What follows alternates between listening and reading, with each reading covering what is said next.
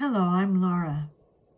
It's June 29th, 2026, and these are today's Heartlines. Our theme for Heartlines this week is freedom.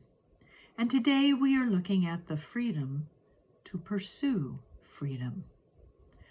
One of the documents that formed and shaped not just my moral ethics, but my spiritual beliefs is the Declaration of Independence in the United States that is being celebrated later this week.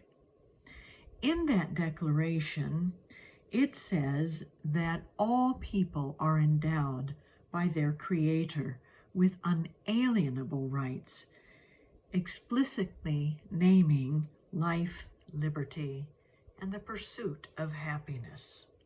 And while the founders who drafted these words supported institutions like slavery and other inequalities, this particular fulfillment on these unalienable rights has continued to be pursued and evolving over time. For example, Abraham Lincoln and Martin Luther King Jr. used this Declaration of Independence as a moral basis for what they did. So we too can do this and continue to work with its evolution, no matter what we see happening in our world.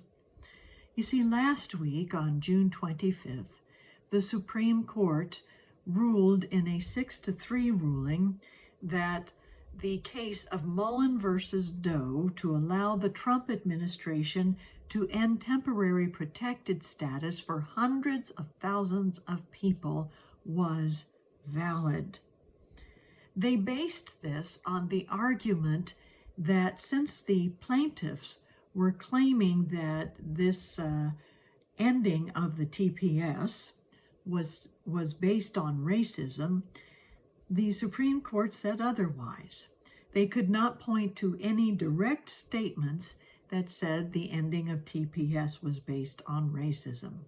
Yet, the dissent rebuttal has said that the equal protection framework requires courts to look at historical background and sequence of events and the context of public statements made by the decision makers, some of which were extremely prejudicial. So, what is there to do? Well, for the people affected by the removal of TPS, there is no automatic path to citizenship through TPS, but they can look into family sponsorships via marriage or immediate relationships, employment sponsorships, or asylum in cases of political persecution or domestic abuse, which might get them a green card over time and hopefully before deportation. But for all of us who might know people caught up in this move, for all of us who simply hear of people caught up in this move, we can hold them in our hearts and hold a vision that the inalienable right to pursue life, liberty, and happiness belongs to all. It is given by something greater than all of us. And let us continue to hold the light and hold the vision and look for ways we can help fulfill on this vision. And let us begin that process right now in a moment of silent contemplation. As we take a deep breath and close our eyes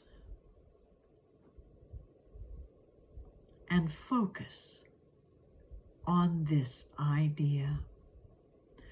I hold the vision of life, liberty, and the pursuit of happiness for all people, and I do what I can to support that vision. I hold the vision of life, liberty, and the pursuit of happiness for all people, and I do what I can to support that vision.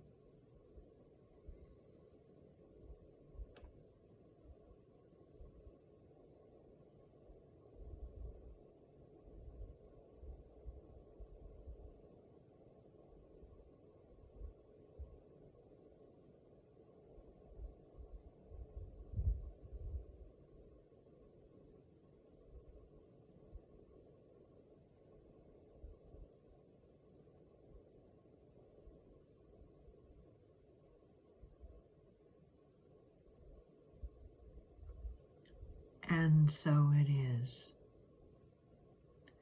So, what can you do to support that vision?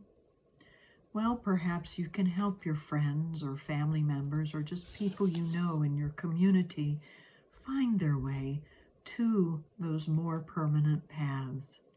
One such way is to connect with the American Immigration Lawyers Association, or AILA. Or perhaps you can write to your congressman and support the political shift that it would take to make TPS a better path toward more permanent status. But if nothing else, you can just hold people in your heart with a vision for their freedom, because we are all created with unalienable rights, and life, liberty, and the pursuit of happiness belongs to all of us. Thank you for joining me in this moment of understanding today. I wish you well in whatever it is you are pursuing, and have a wonderful day.